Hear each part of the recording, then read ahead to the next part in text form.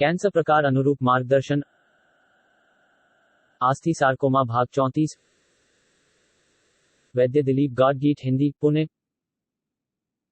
पिछले भाग में हमने पैंक्रियास कैंसर के बारे में चर्चा की थी। सार्कोमा नाम से एक कैंसर का अलग प्रकार है और उसमें आस्थी सार्कोमा तथा सॉफ्ट टिश्यू सार्कोमा ऐसे और दो प्रकार होते हैं। आस्थी सार्कोमा यह हड्डियों से संबंधित प्रकार का कैंसर है।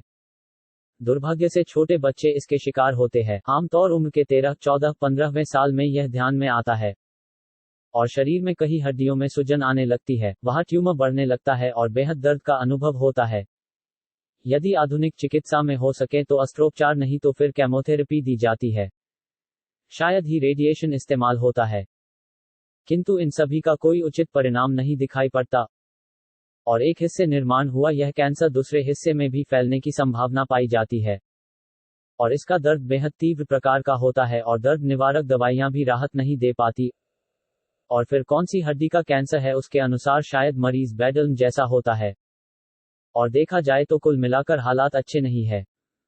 मेरे पास एक अजब केस हुई, कुछ अलग मायने में ध्यान में रखने जैसी है। कोल्हापुर से मरीज का फोन आया। 25 साल की युवा लड़की, उसे घुटने बिल्कुल नीचे बड़ी हड्डी में हिबिया कैंसर का निदान हुआ। वह अस्पताल में भर्ती थी और उस डॉक्टर का कहना था कि कल के कल हम ऑपरेशन करेंगे और वह खराब हुआ हिस्सा निकाल लेंगे और कमर की हड्डी का भाग वहां पे जोड़ेंगे।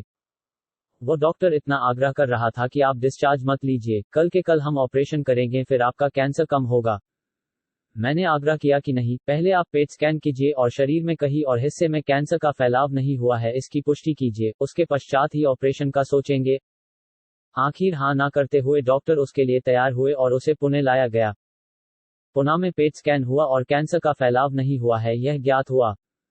मैंने कहा ठीक है, अभी ऑपरेशन करना हो तो कोई हर्जम नहीं, किंतु क्राफ्टिंग मतलब वहां से दूसरा हड्डी का टुकड़ा निकालकर वहां जोड़ना, ऐसे करने से अच्छा, क्योंकि वहां पे फिर से कैंसर निर्माण होता है, इसलिए कनी रिप्लेसमेंट एक बेहतर पर्याय है। दोनों का खर्च समान था, किंतु जिस ऑर्थोपेडिक सर्जन को दिखाया गया उसने कहा छे इसमें रिप्लेसमेंट नहीं करते, यहाँ क्राफ्टिंग ही करते हैं।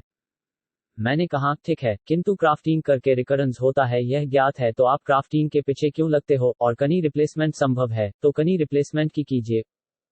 उन्होंने कोई मेरी सलाह मानी नहीं और मरीज भी मेरे पास टीका नहीं, किंतु चौखट के बाहर जानकर सोचना ऐसा काफी कम लोग करते हैं। आमतौर पर जो हमारी परंपरागत पद्धति है वैसे करना चाहिए, ऐसी लोगों की धारणा होती है। मैंने ऐसा भी देखा है कि क्राफ्टिंग से कैंसर सुधरा नहीं और फिर तेजी से कैंसर बढ़ा, इस तरह के किस्से हुए हैं। तात्पर्य यह है कि यह उसका इलाज नहीं है, केमोथेरेपी यह भी उसका इलाज नहीं है और जड़ से उसे सुधारने का प्रयास करना, यही बात अपेक्षित होती है।